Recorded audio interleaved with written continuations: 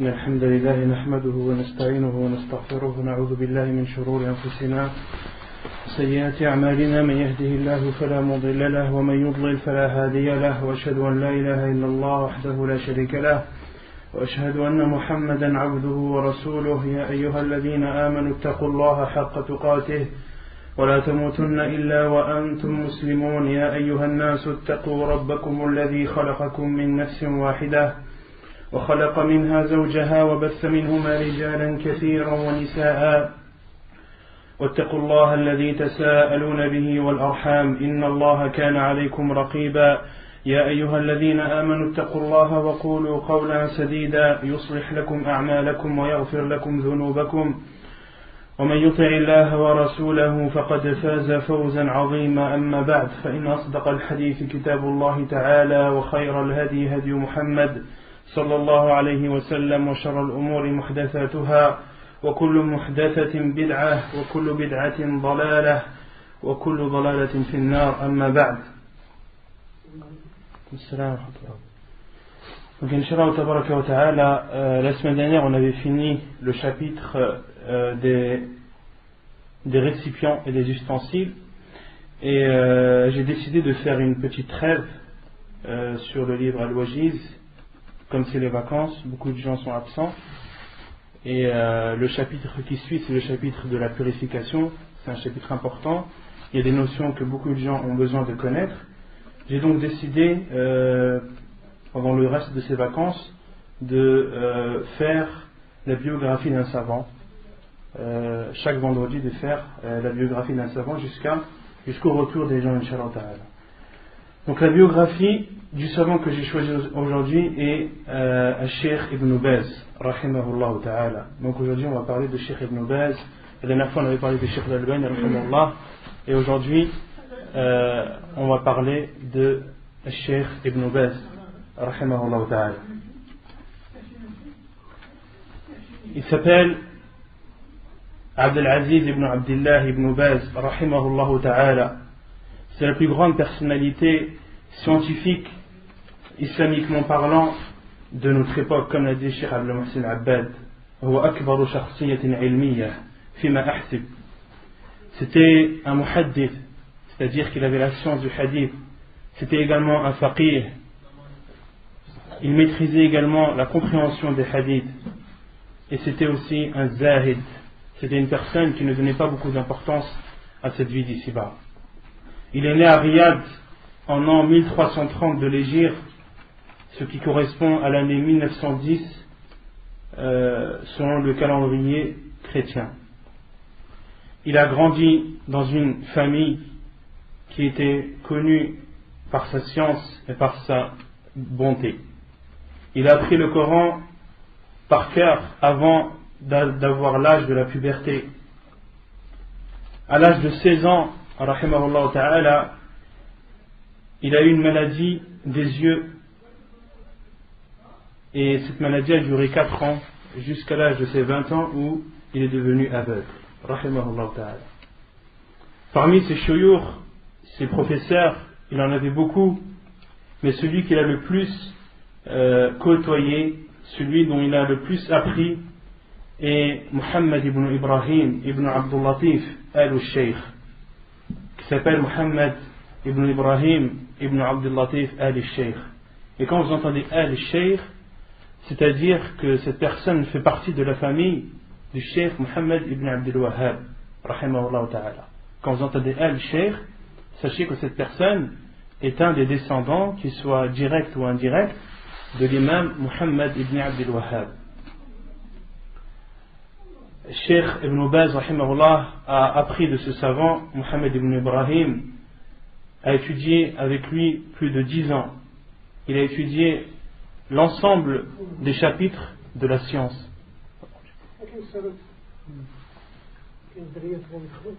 Quant à ses élèves,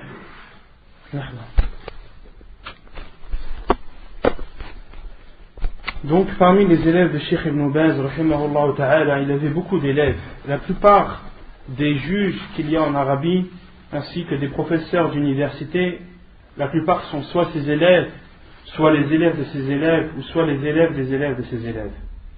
Et le plus connu parmi les élèves de Cheikh Ibn Baz, rahimahullah, il y a Cheikh Ibn Uthaymin, rahimahullah, qui est un des élèves de Cheikh Ibn Baz. Il y a aussi Ibrahim al-Sheikh. Il y a aussi Abdullah ibn Ghadayan, qui est un savant connu en Arabie. Il y a aussi Salih al-Hidan, qui lui aussi est connu en Arabie. Et il y a aussi le Cheikh Abdel Muhsin al-Abbad. Tous ceux-ci sont des élèves de Cheikh Ibn Baz. J'ai cité uniquement un titre d'exemple, mais pour les dénombrer ce serait très difficile. Le Cheikh Ibn Baz, rahimahullah ta'ala, avait une vie très chargée. Il a fait beaucoup de choses dans sa vie. Les premiers travaux qu'il a fait, il était juge dans une ville qui s'appelle Al-Kharj, en Arabie. Il était juge de l'année 1937 jusqu'à l'année 1951. Ensuite, il a enseigné dans Al-Ma'had al-Ilmi à Riyad, dans un centre scientifique où les gens apprennent la science religieuse. Le Cheikh Ibn Baz y a enseigné. Il a également enseigné dans l'université de Riyad jusqu'à la fin des années, jusqu'à la fin de l'année 1960. Donc Cheikh a enseigné presque 9 ans. Ensuite, au tout début de l'année 1961, il y a eu l'ouverture de Al-Jamia al-Islamiyya à Médine. Il y a eu l'ouverture de l'université islamique de Médine. Elle a ouvert au tout début de l'année 1961. Et Cheikh Ibn Baz, rahimahullah, était une des causes, c'était même lui qui a eu l'idée de créer cette université et de la bâtir. Il est rentré dans cette université en étant adjoint du président de l'université. Pendant 10 ans, il était adjoint, et pendant 5 ans, Cheikh Ibn Baz était le président de la Jamia. Pendant 10 ans, c'était son professeur Mohammed ibn Ibrahim. C'était lui, à l'époque, le mufti général de l'Arabie. Et lorsqu'il est décédé, Cheikh Ibn Baz, rahimahullah, est devenu président de la Jamia al-Islamiyya. Et entre autres, Cheikh Ibn Baz, c'est lui qui a invité Cheikh al-Albani, rahimahullah. Il a proposé de venir enseigner dans cette université. Donc, Cheikh Ibn Baz était à l'université de Médine jusqu'à l'année 1975 à peu près. Et de 1975 jusqu'à 1994, il était le président de Dar al-Ifta. Il était président de la maison de la fatwa. C'était de là-bas que sortent les fatwas, c'est là-bas que les gens adressent leurs questions, etc. Du monde entier. Ensuite, après l'année 1994, Cheikh Ibn Baz, rahimahullah, a été désigné comme le mufti général de l'Arabie Saoudite jusqu'à la fin de ses jours. Cheikh Ibn Baz, rahimahullah, est décédé en 2000, donc il était mufti pendant 6 années. Sa science, c'était un grand savant. C'était un savant, comme appellent les savants, alimun rabbani. C'était un alim rabbani. Et un alim rabbani, c'est plus qu'un alim, tout court. L'alim rabbani, comme le définit Al-Hafid ibn Hajar, rahimahullah, il dit un savant n'est alim rabbani qu'à partir du moment où il est savant, où il applique sa science, et à partir du moment où il l'enseigne également. Donc un savant qui a la science, qui applique sa science, et qui l'enseigne, est un alim rabbani. Et Cheikh Ibn Baz, rahimahullah, était un alim rabbani. C'était aussi un imam dans la religion. Les gens le suivaient et le prenaient comme exemple. C'était un grand savant dans le hadith et dans le fiqh. Il donnait beaucoup d'importance et il suivait beaucoup les preuves du Coran et de la Sunna du prophète alayhi salatu wassalam. Et il donnait une importance toute particulière à l'essence du hadith. Il faisait très attention au hadith pour qu'il soit authentique et étudier les chaînes de transmission et différencier les hadiths authentiques des hadiths faibles. Et Cheikh Ibn Baz était aussi connu pour avoir une grande science dans ilm al-rijal, dans la science des rapporteurs du hadith. Et il connaissait très bien le nom des rapporteurs des hadiths du prophète alayhi salatu wassalam. Il était mufti à l'intérieur de l'Arabie comme à l'extérieur. Les questions lui venaient du monde entier. Le Cheikh Ibn Baz, rahimahullah, avait une grande place, une place très importante dans la science. Et de sa science attestait tout le monde, que ce soit les savants ou autres. Et Cheikh Ibn Baz, rahimahullah, a atteint ce niveau de science, le niveau de imam dans la religion, après beaucoup de difficultés, après beaucoup d'efforts. Il a beaucoup patienté et s'en est remis à Allah subhanahu wa ta'ala. Et beaucoup se demandent comment Cheikh Ibn Baz, rahimahullah, a atteint un tel niveau de science alors qu'il est aveugle. Beaucoup se demandent et se posent cette question. Et les savants ont répondu que Cheikh Ibn Baz, rahimahullah, était quelqu'un qui était extrêmement motivé dans l'apprentissage de sa religion. Il côtoyait énormément les savants, il étudiait avec les étudiants en sciences, avec les Tullab al-Ilm, il patientait, il faisait attention à ne pas perdre son temps, et avant tout cela, le plus important, il était sincère envers Allah subhanahu wa ta'ala dans son apprentissage, et il avait une bonne attention. Quant au bienfait de Cheikh Ibn Baz, rahimahullah, a beaucoup profité à la communauté musulmane. Il donnait beaucoup aux gens, il leur donnait sa science, il leur donnait ses conseils, il les aidait avec son argent, il appelait à Allah subhanahu wa ta'ala avec la sagesse et la bonne parole. Il a écrit beaucoup de livres, il appelait à Allah subhanahu wa ta'ala également à travers ses conférences et ses cours. Il désignait des du'at, des prêcheurs qu'il a envoyés à l'extérieur de l'Arabie, et Cheikh Ibn Baz, rahimahullah, se débrouillait afin que ces prêcheurs soient rémunérés. Cheikh Ibn Baz, rahimahullah, faisait tous ses efforts pour trouver des fonds afin d'aider ces prêcheurs et de les rémunérer. De même que Cheikh Ibn Baz, rahimahullah, a propagé ses fatawa, les réponses aux questions qui lui étaient posées dans ses livres, dans ses rencontres, et également à travers le téléphone, par relation téléphonique. De même, parmi les bienfaits de Cheikh, rahimahullah, il donnait une attention particulière à tout ce qui était dit dans les magazines et les journaux. Et lorsqu'une erreur y était présente, ou qu'un journal avait dévié ou avait dit une mauvaise chose dans l'islam ou une chose fausse, le Cheikh Ibn Baz s'empressait d'écrire et de montrer l'erreur. De même que Cheikh Ibn Baz, rahimahullah ta'ala, aidait beaucoup les gens et les personnes nécessiteuses. Le Cheikh Ibn Baz aussi était connu pour ses intercessions. Il intercédait à beaucoup de personnes qui voulaient avoir un titre de séjour régulier en Arabie. De même qu'il intercédait auprès des élèves qui voulaient être acceptés dans les universités. Il aidait aussi les personnes qui étaient endettées. Il réconciliait les personnes qui s'étaient disputées. De même que Cheikh Ibn Baz, rahimahullah, finançait beaucoup de centres et d'associations islamiques, que ce soit à l'intérieur de l'Arabie ou à l'extérieur. Et parmi les centres qu'il rémunérait, Cheikh, rahimahullah, il y a le markaz de Cheikh Muqbil, rahimahullah, à Dammaj. Cheikh Ibn Baz donnait beaucoup d'argent à ce markaz. De même qu'il aidait les personnes emprisonnées, que ce soit à l'extérieur de l'Arabie ou à l'intérieur. Et je sais que par exemple en France, il y a un imam une fois qui avait été condamné, et pendant le jugement, une valise diplomatique est arrivée au tribunal. La valise diplomatique venait de la part de Cheikh Ibn Baz, rahimahullah, où il essayait d'intercéder en faveur de cet imam.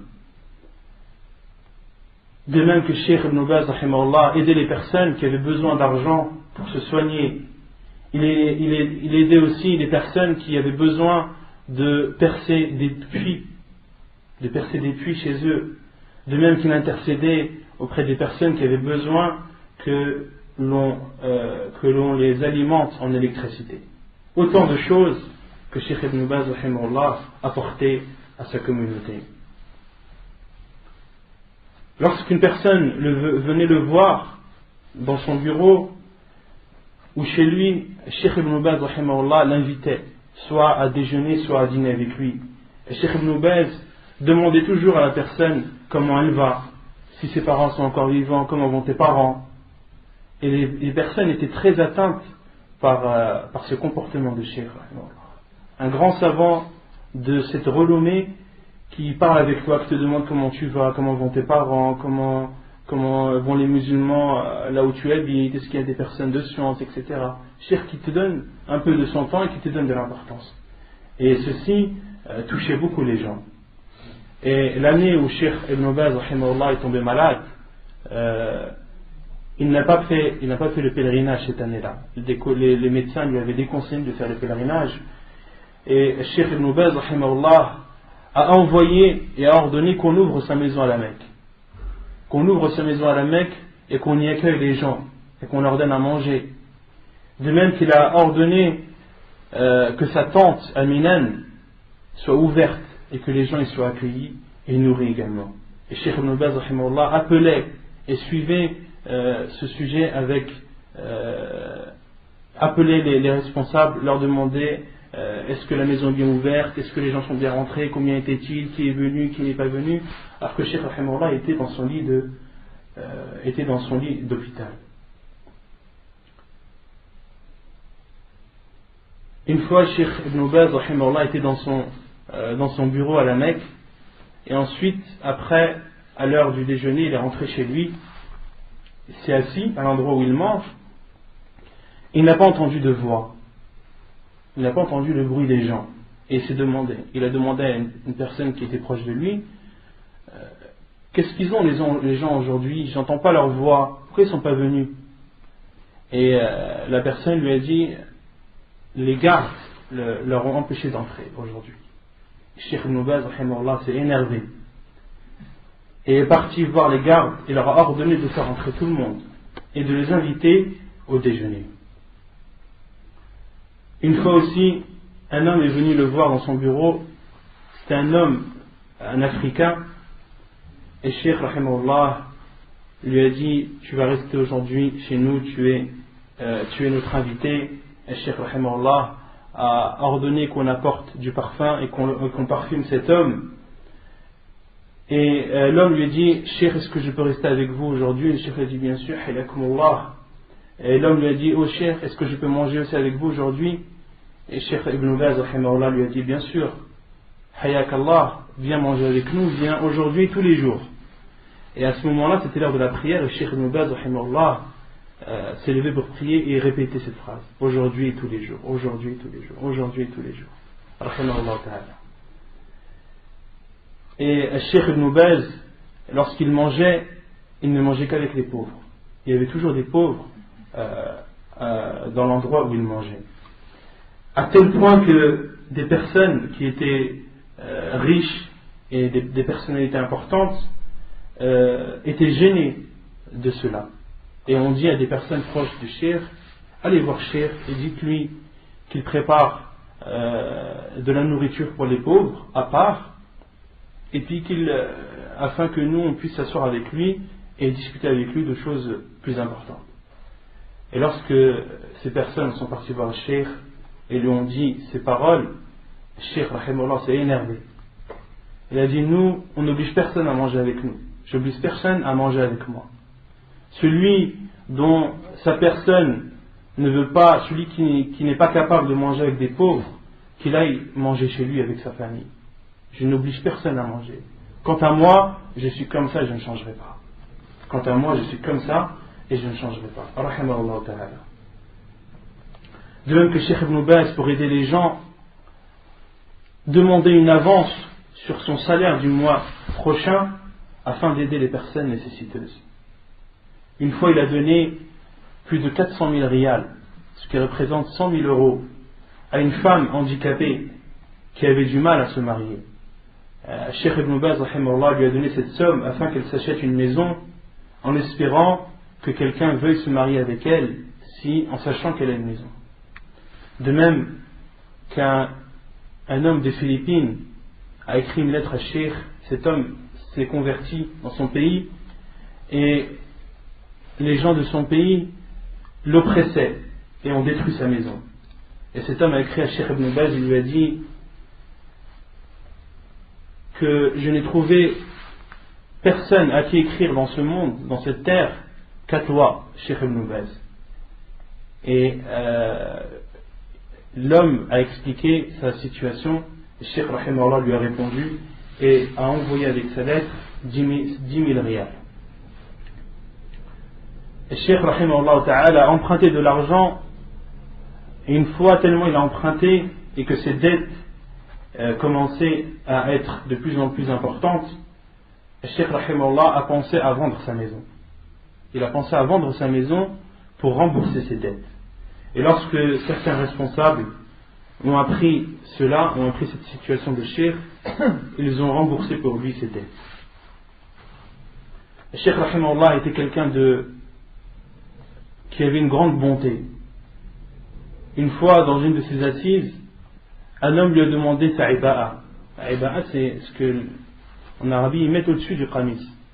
Un homme lui a demandé sa iba'a, Cheikh l'a enlevé, lui a donné. Cheikh Rahimahullah lui a enlevé, lui a donné.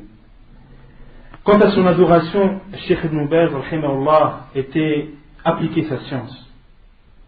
Il faisait beaucoup de dhikr, il faisait beaucoup le rappel d'Allah subhanahu wa ta'ala. Il faisait le rappel même pendant qu'il mangeait et entre les bouchées. Entre les bouchées, Cheikh Ibn Baz Rahimahullah faisait le dhikr. De même que Cheikh Ibn Baz Rahimahullah était aussi connu pour faire beaucoup d'invocations. C'était une personne qui invoquait beaucoup Allah subhanahu wa ta'ala. Quant à ses pèlerinages, Cheikh Ibn Baz Rahimahullah a fait le pèlerinage 47 fois. Cheikh Abdul Muhsin Abbad Hafidahullah rapporte et dit qu'en 1977 il est parti un peu avant le Hajj visiter Cheikh Ibn Baz Rahimahullah dans sa maison à la Mecque et a dormi chez lui. Et Cheikh Ibn Baz, parmi ses habitudes, le soir il marchait un quart d'heure à 30 minutes chez lui. Il marchait et Cheikh Abdul Muhsin Abbad disait que Cheikh Ibn Baz, lorsqu'il marchait, il récitait le Coran.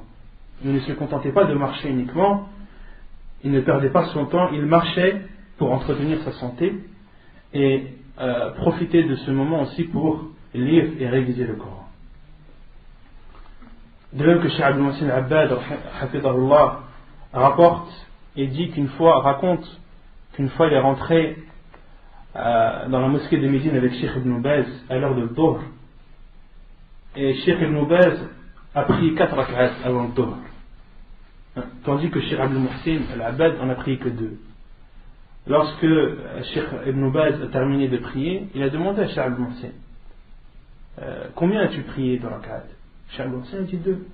Il a dit prie 4, c'est mieux, c'est préférable et c'est le mieux, et c'est ce qui a été le plus rapporté dans la sunna du prophète alayhi salatu wassalam, pour montrer comment Cheikh Ibn Baz rahimahullah donnait de l'importance à la sunna et comment aussi il la mettait en pratique autant qu'il le pouvait. C'est une personne qui avait beaucoup peur d'Allah subhanahu wa ta'ala et qui priait la nuit. Et Cheikh Ibn Baz était une personne qui donnait beaucoup d'importance à la prière et préservait beaucoup la prière.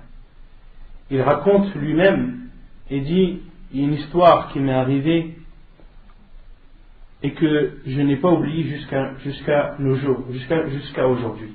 C'est une histoire que je n'ai pas oubliée et que je n'oublierai jamais. C'est une histoire qui m'est arrivée quand j'étais encore tout jeune. Je faisais partie des personnes qui priaient toujours dans le premier saf, dans le premier rang. Et un jour, alors que je lisais dans des livres, donc c'était avant que Cheikh Rahimahullah était aveugle, alors qu'un jour je lisais dans des livres, dans des sujets importants, ceci m'a occupé et j'ai prié en retard à la mosquée. Je n'ai pas prié dans le premier saf, dans le premier rang, et j'ai raté une partie de la prière. Et l'imam de cette mosquée était un des shuyukh de Cheikh Ibn Baz rahimahullah à l'époque, et c'était celui qui priait était le juge de Riyad. Et lorsque le juge a vu Cheikh Ibn Baz prié qui est venu en retard, qui n'a pas prié dans le premier rang, cela l'a beaucoup touché. Et ensuite il a commencé à dire Alhamdulillah wa salatu wa salam ala rasulillah. L'imam a commencé à prendre la parole et a dit: je suis beaucoup déçu de certaines personnes qui ont été préoccupées, et cela en est arrivé au point qu'ils sont arrivés en retard à la prière et qu'ils n'ont pas eu toute la prière. Et Cheikh Ibn Baz rahimahullah a dit: et je savais que l'imam parlait de moi, et depuis ce jour je ne suis jamais arrivé en retard, et j'ai toujours prié au premier saf. C'était une position de la part de l'imam qui a beaucoup touché Cheikh Ibn Baz, en bien sûr. Et Cheikh Ibn Baz rahimahullah donnait beaucoup d'importance à l'application de la sunna du prophète alayhi salam. Même lorsqu'il était malade, dans la maladie qui a précédé sa mort, lorsque les personnes voulaient lui mettre ses chaussures ou ses chaussettes, lorsque le cheikh voyait qu'il commençait par le pied gauche, il a enlevé son pied. Il leur montrait le pied droit, puis il commence à le chausser du pied droit, alors que le cheikh était dans son lit de mort quasiment.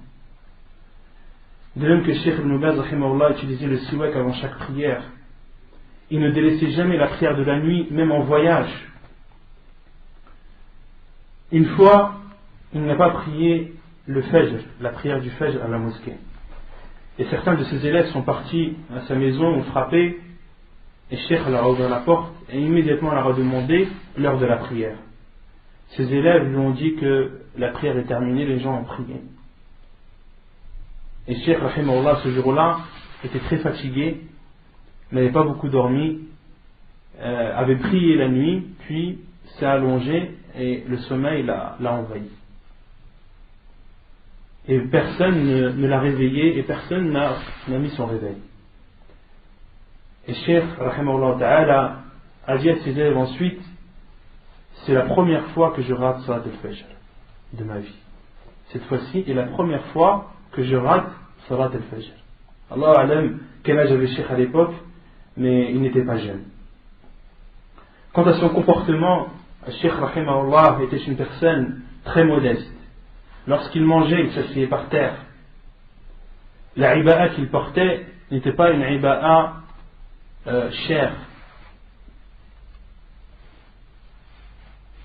Une fois, le jour de Arafah de l'année 1998, pendant le Hajj, le Cheikh rahimahullah était assis dans sa tente avec des centaines de personnes autour de lui, et une personne est venue lui apporter un fruit, parce que le Cheikh rahimahullah pendant la période du Hajj mangeait beaucoup de fruits.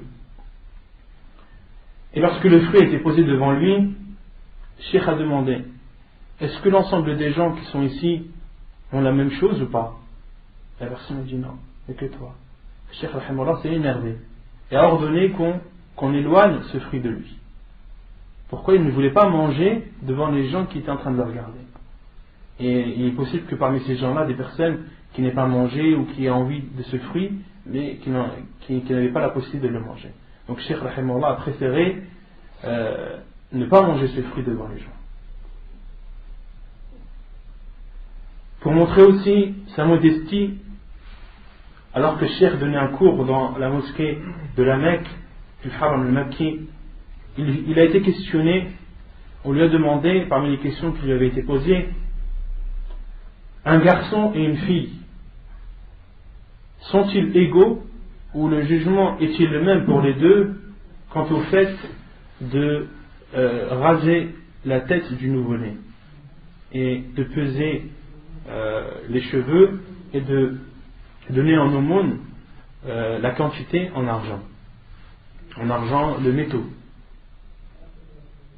Donc la question qui a été posée à Cheikh: un nouveau-né, que ce soit un garçon ou une fille, est-ce que de raser la tête, ça vaut à la fois pour le garçon et la fille, ou uniquement pour le garçon?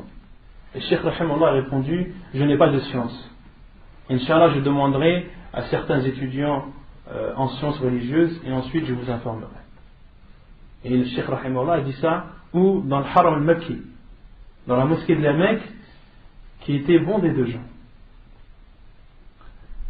Une fois, Al-Malik Faisal, le roi Faisal, donc celui qui a précédé le roi actuel, est venu à Médine. Le Cheikh rahimahullah voulait le visiter, et ensuite il a été informé que sa voiture est tombée en panne. La voiture du cheikh est en panne et qu'il n'y avait pas de moyen de locomotion pour aller rendre visite au roi. Le cheikh rahimahullah leur a dit: prenez une voiture de location. Prenez une voiture de location, on va aller visiter le roi. Ils ont alors pris une voiture de location, et lorsque le cheikh est revenu de sa visite et que le roi a été informé que le cheikh est venu avec une voiture de location, le roi a été très gêné et a envoyé une voiture à cheikh de suite sur le champ. Il a envoyé une voiture toute neuve à cheikh rahimahullah ta'ala.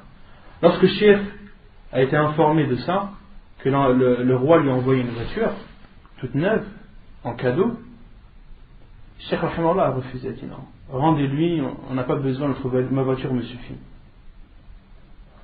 Et les personnes qui étaient autour de cheikh l'ont conseillé. Ils ont dit: cheikh, cette voiture c'est un cadeau du roi, le roi c'est Wali al-Amr, c'est le gouverneur, si tu refuses il risque de mal le prendre, et en plus cette voiture cheikh tu en as besoin, tout ce que tu fais, tout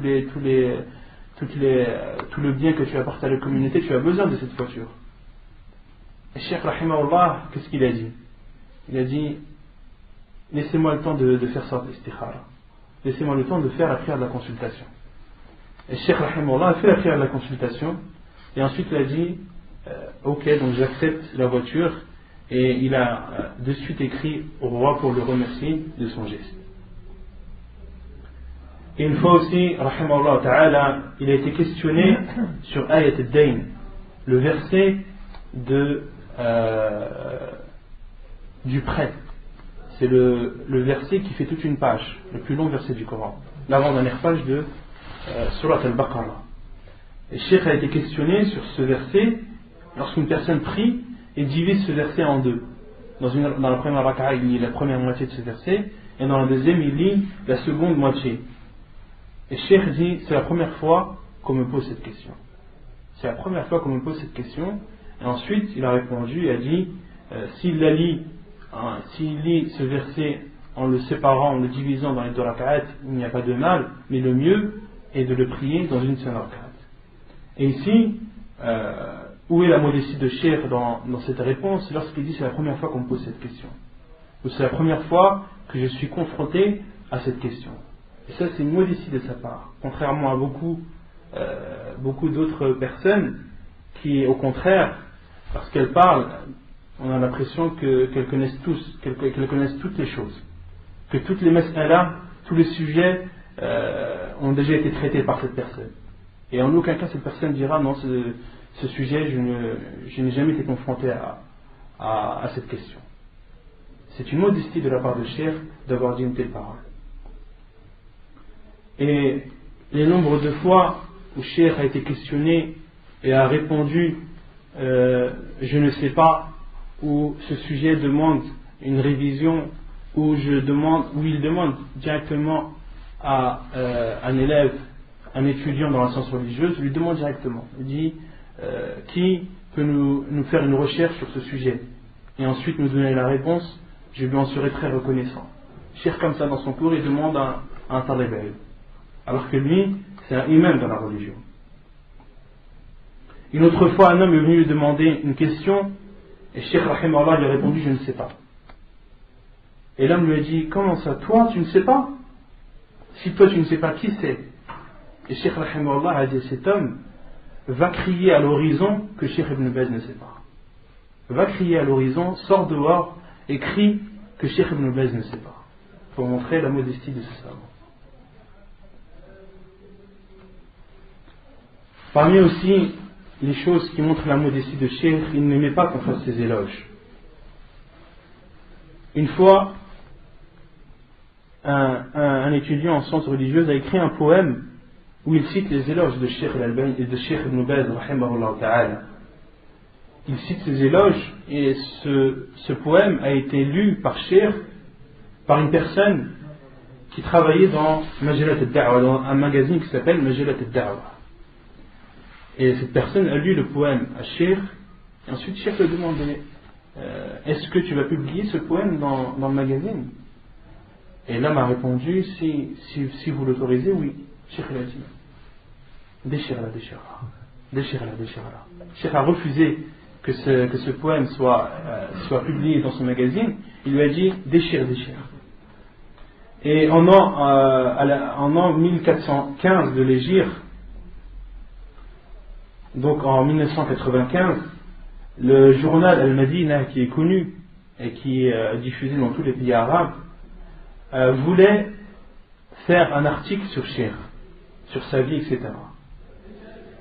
Et l'article était prêt, toutes les révisions avaient été faites, et lorsque Cheikh était prêt à être publié, et lorsque Cheikh Rahimahullah a appris ça, il a immédiatement interdit la publication de cet article et a insisté auprès de ce journal Al-Madina, et ce journal a cédé aux demandes de Cheikh Rahimahullah et n'a pas publié cet article.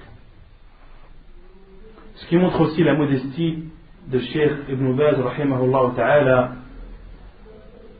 c'est qu'il acceptait le conseil des personnes qui étaient en dessous de lui.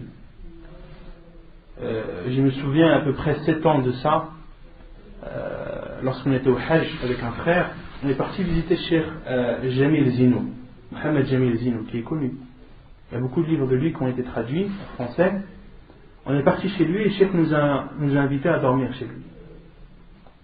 Et parmi les discussions qu'il y avait eu entre lui et nous, il nous a dit que Cheikh Ibn Baz, rahimahullah, concernant la teinture, de teindre les cheveux blancs, cheveux de vieillesse, Cheikh Ibn Baz, rahimahullah, pour lui, c'était pas une obligation, c'était seulement préférable. Et à l'époque, Cheikh ne se teignait pas la barbe, ni les cheveux. Et Cheikh Jamil Zino est parti conseiller Cheikh Ibn Baz. Il a dit, oh Cheikh, toi tu es un imam dans la religion, les gens te voient, les gens te prennent pour exemple. Teins-toi la barbe avec du henné, teins-toi les cheveux avec du henné, suis la sunna du prophète alayhi salam. Et Cheikh Mohamed Jamil Zino nous dit que le lendemain, Cheikh rahimahullah est venu avec la barbe teinte. Alors qu'il ne considérait pas que c'était obligatoire, mais après le conseil de ce Cheikh Mohamed Jamil Zino, et l'a mis en pratique. Pourtant, car qu'il a vu, le Cheikh Ibn Baz a vu que les gens le prenaient pour exemple. Et tous les moyens qui étaient bons pour propager la sunna du prophète alayhi salam devaient être faits. Et le lendemain, Cheikh a teint sa barbe. Rahimahullah ta'ala. De même que Cheikh conseille beaucoup les gens. Un homme rapporte qu'il a prié à côté de Cheikh dans la mosquée. Cheikh Rahimahullah avait pris Tahiyat al-Masjid. Cet homme avait déjà prié avant lui et s'est assis et a commencé à lire le Coran et élever un peu sa voix. Lorsque Cheikh Rahimahullah a fini sa prière, il a dit à cet homme, à ce jeune homme, Masha'Allah, tu as une belle lecture. Ensuite, la question qui vient de suite après, est-ce que tu connais le Coran par cœur? Cheikh lui demande, est-ce que tu connais le Coran par cœur? Le jeune homme lui a dit, non, je ne connais pas le Coran par cœur. Cheikh lui a dit, c'est pas normal. Une personne comme toi est jeune, elle doit connaître le Coran par cœur. Et ce jeune homme, depuis ce jour-là, s'est efforcé à apprendre le Coran jusqu'à l'avoir terminé au Lillahi al-Hamd. Donc Cheikh Rahimahullah conseillait souvent les gens et leur ordonnait le bien et leur interdisait le mal. Une fois aussi, dans une de ses assises, il a demandé à une personne, est-ce que tu lis le Coran souvent? Est-ce que tu as une partie du Coran que tu lis tous les jours? L'homme lui a dit non, de temps en temps je lis, de temps en temps je ne lis pas. Cheikh lui a dit non, il faut que tu prennes une partie du Coran que tu lis tous les jours. Ne sais-tu pas que si tu lis 2 hizb par jour, tu finis le Coran en un mois? Ne sais-tu pas que si tu lis 4 hizb par jour, tu finis la lecture du Coran tu finis la lecture du Coran 2 fois par mois? Cheikh Rahimahullah conseillait beaucoup les gens. Et il lui a dit, ne reste pas comme ça, à lire de temps en temps le Coran. Non, prends-toi une partie du Coran que tu lis tous les jours. Et ne faiblis pas, fais des efforts pour toujours lire cette partie. Et 2 hizb, c'est quoi? C'est 20 pages. 20 pages du Coran. Tu lis 20 pages du Coran par jour, en un mois tu l'as lu entièrement.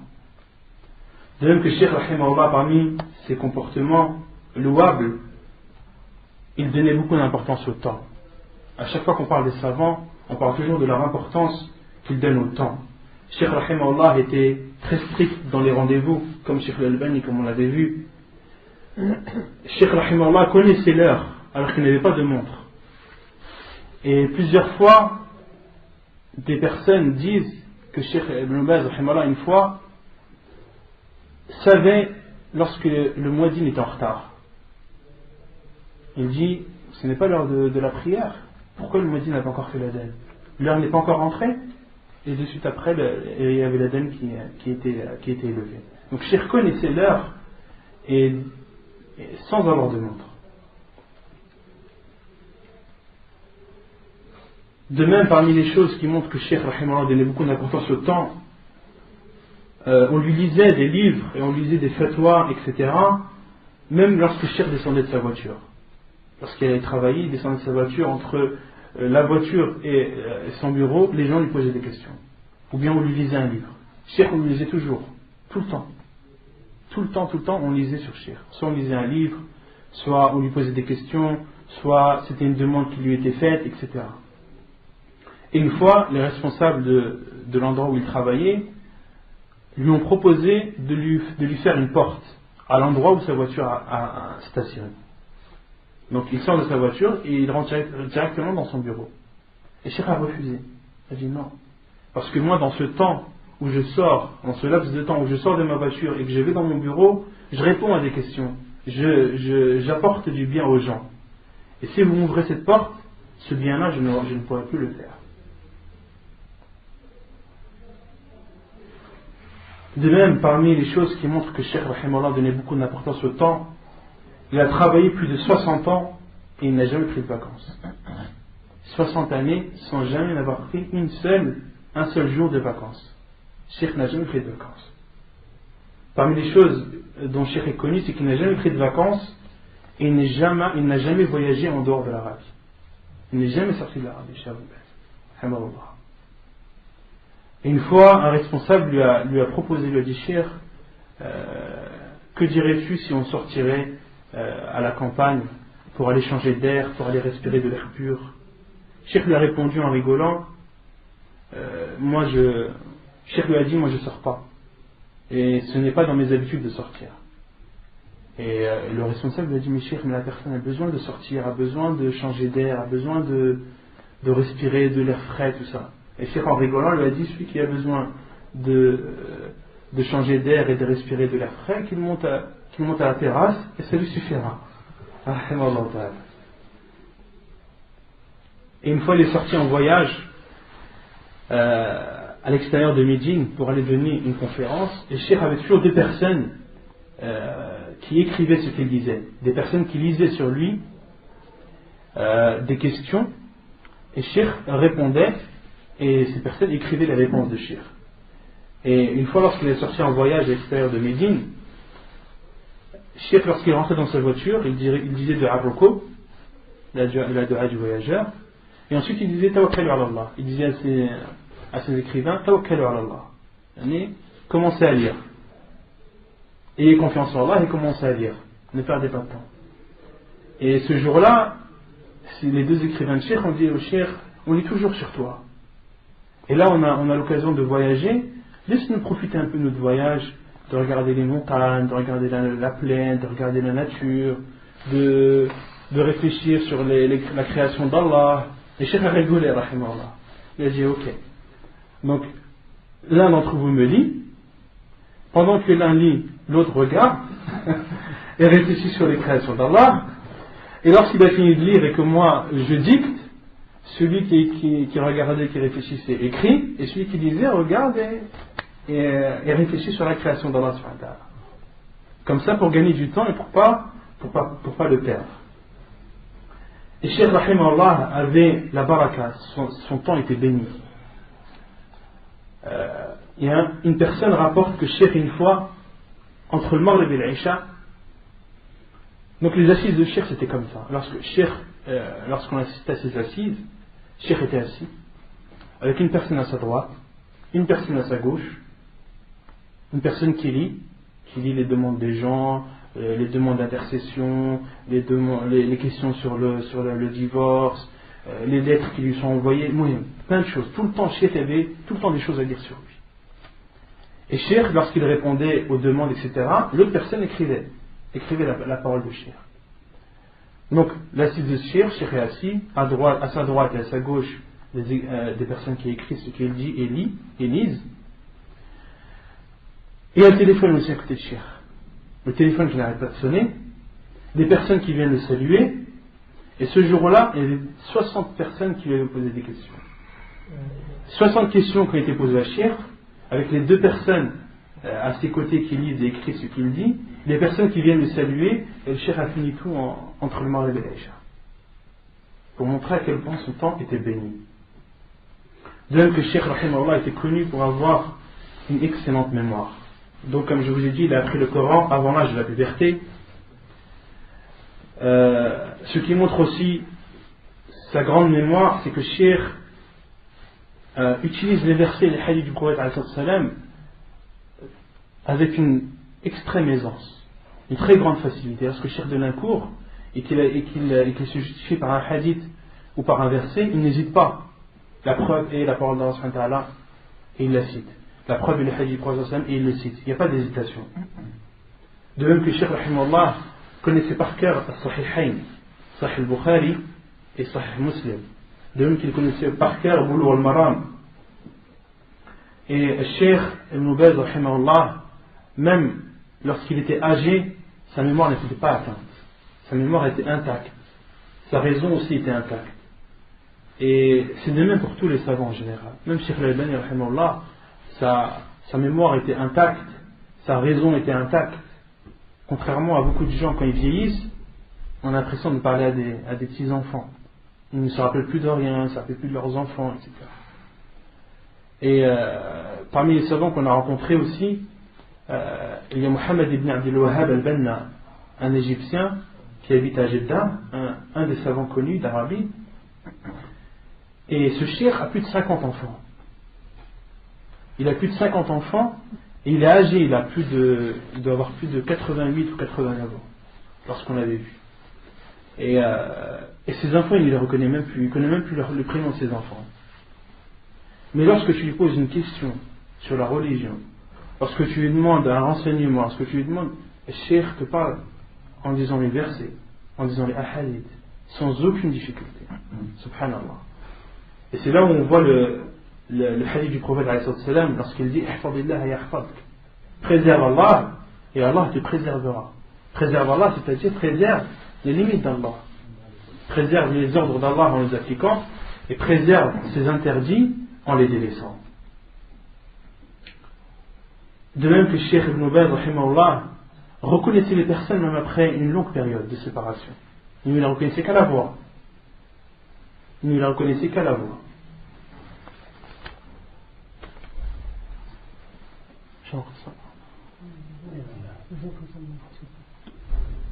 Parmi aussi les comportements de Cheikh rahimahullah, sa patience. Cheikh rahimahullah était une personne très patiente.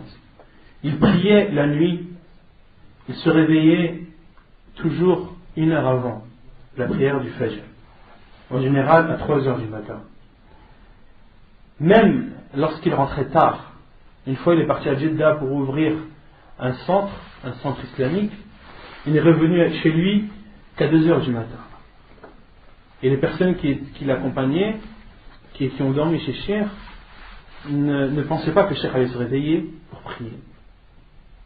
Et ils ont été étonnés d'être réveillés par Cheikh à 3 heures du matin. Ils se sont couchés à 2 heures, et à 3 heures, Cheikh les a réveillés pour qu'ils prient Qiyam al-Layl. Et Cheikh rahimahullah, parmi aussi sa patience, c'est qu'il n'a jamais délaissé un cours. Cheikh, lorsqu'il avait un cours, il le donnait toujours, quelles que soient les circonstances. Une fois, il avait mal au genou, il est venu en chaise roulante faire son cours. De même qu'à l'époque, lorsque Cheikh était à Riyad, vous savez, pendant la première guerre du Golfe, il y a des scuds qui ont été envoyés à Riyad, sur Riyad. Vous vous en rappelez ou pas? Des scuds ont été envoyés à Riyad. Et les scuds ont été envoyés un peu avant le Fajr. Et les gens étaient pris de panique. Les gens étaient pris de panique et Cheikh avait toujours un dars après le Fajr. Et ce jour-là, alors que les scuds tombaient sur Riyad, beaucoup d'élèves, beaucoup de personnes ne sont pas venus prier à la mosquée. Que quelques élèves, une poignée d'élèves est venue assister à la prière du Fajr. Et ensuite, il n'avait pas d'espoir que Cheikh donne son cours, vu la situation. Et ils ont été étonnés de voir Cheikh rentrer, comme si de rien n'était, comme si tout était bien, comme si tout était tranquille. Et Cheikh a prié, a donné son cours.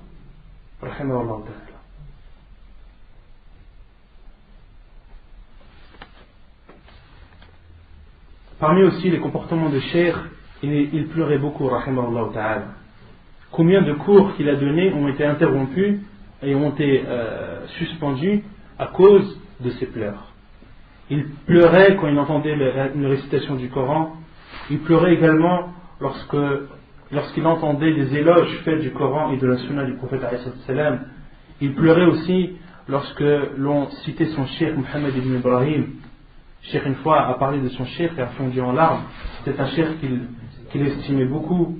De même que Cheikh pleurait aussi lorsque on lisait sur lui les biographies des savants du livre Siyar A'lam Nubala. Siyar A'lam Nubala est un livre de Al-Zahabi rahimahullah. C'est un livre qui fait plus de 32 ou 33 volumes où toutes les biographies des savants y sont contenues. Depuis le prophète jusqu'à l'époque de Zahabi à peu près. Et c'est un livre que les savants conseillent de lire. Pourquoi? Car on lit la biographie des savants, leur comportement, et les prendre comme exemple. Pour les prendre comme exemple. Parce que quand on cite la biographie d'un savant, on ne cite pas comme ça inutilement. On ne cite pas la biographie d'un savant pour le plaisir, ou pour passer, ou pour tuer le temps, non. On cite la biographie des savants, comme l'a dit un poète, il a dit فَتَشَبَّهُوا إِن لَمْ تَكُونُوا مِثْلَهُمْ إِنَّ التَّشَبُّهَ بِالْكِرَامِ فَلَاهٌ. Et ressemblez-leur si vous n'êtes pas comme eux, car de ressembler aux personnes vertueuses est une félicité. Ressemblez-leur si vous n'êtes pas comme eux, car de ressembler aux personnes vertueuses est une félicité. De même que Cheikh pleurait lorsque on lisait sur lui la biographie du prophète alayhi salam, ou lorsqu'on lisait sur lui Tafsir ibn Kathir. De même qu'une fois il a pleuré lorsqu'il a cité la parole d'Abu Bakr radiallahu anhu lors de la mort du prophète alayhi salam. Abu Bakr a dit: celui qui a adoré Muhammad est mort. Et à ce moment-là, Cheikh Ibn Baz rahimahullah a énormément pleuré. Les gens l'aimaient beaucoup. Lorsqu'il est parti de Riyad à Médine, les gens de Riyad étaient tristes, étaient attristés par le départ de Cheikh. Ils ne voulaient pas son départ. Et ont organisé une rencontre avec lui où ils ont fait ses éloges. Et Cheikh leur a fait ses adieux et n'a pu retenir ses larmes. Les gens aimaient beaucoup Cheikh et les savants encore plus. Cheikh Al-Albani rahimahullah, lorsqu'on lui a annoncé la mort de Cheikh Ibn Baz, a beaucoup pleuré. Et ce qui montre aussi, et c'est le plus étrange, et subhanallah, les gens tellement aimaient Cheikh et avaient de l'amour pour lui. Un homme de Belgique, un Marocain de Belgique, est venu voir Cheikh. Il lui a dit: oh Cheikh, j'ai vu avec un médecin, et il m'a dit que c'était possible que je te donne un de mes yeux. Un œil, que je te donne un œil.